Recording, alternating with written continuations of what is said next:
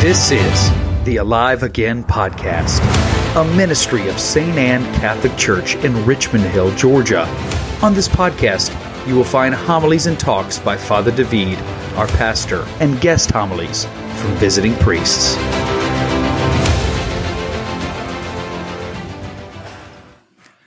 Keep the commandments, they will save you, says the author of the first reading today, Sirach.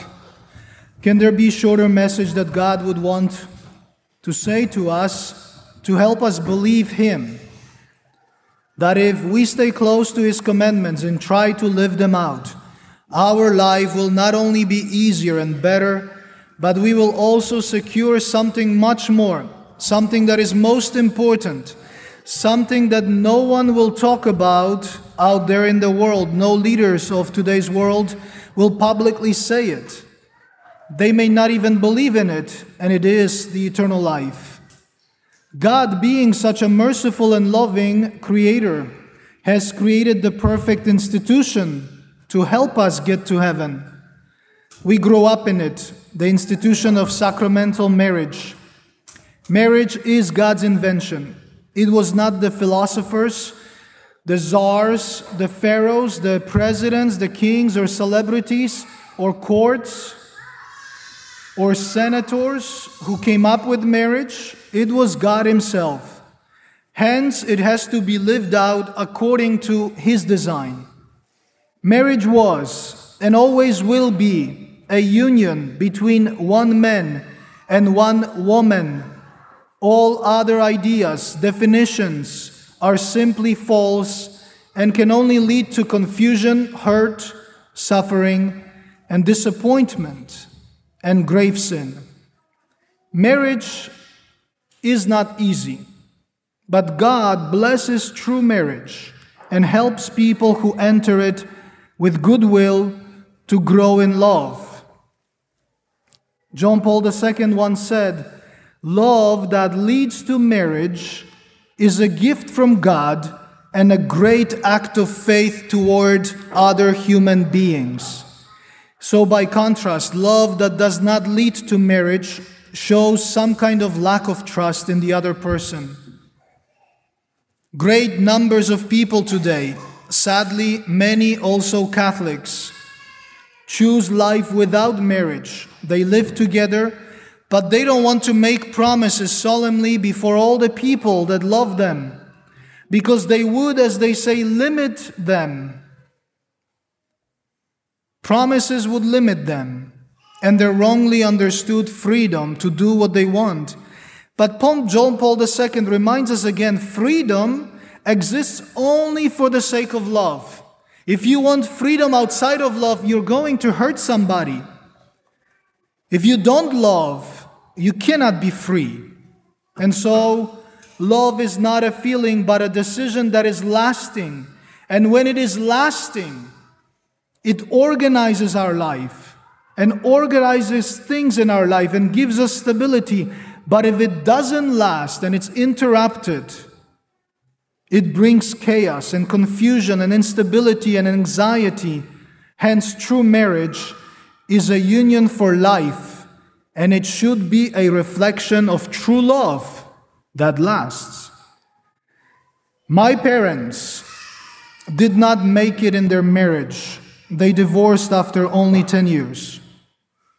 After all these years of thinking about it and suffering from it, I have come to the conclusion that at least one of them was not capable of the love that was required for marriage, the sacrificial type of love.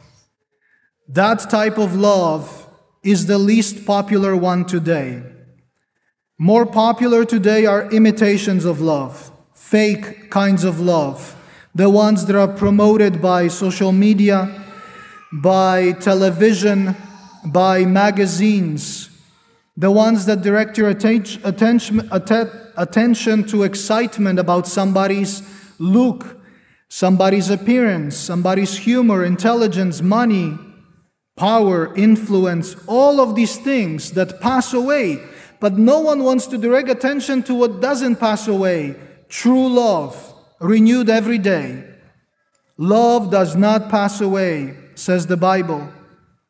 Many today, and many of our young people, but not only young people, but those who are in mid-age and elderly, sometimes just in their silliness, look up to celebrities, the rich and the famous, for examples of love, and follow them often to only be, at the end, extremely disappointed. We as Catholics are bound by the Ten Commandments and by Jesus, who today reaffirmed them in the Gospel. He says this is the way to happiness. It was also said, whoever divorces his wife must give her a bill of divorce. But I say to you, whoever divorces his wife unless the marriage is unlawful, meaning invalid, causes her to commit adultery. And whoever marries a divorced woman commits adultery. My brothers and sisters, adultery is a sin against the sixth commandment, and it's a mortal sin. However, in our times, many people choose to live in this sin by thousands and thousands and thousands. And sometimes Catholics even think that it's okay to live like this and go to communion.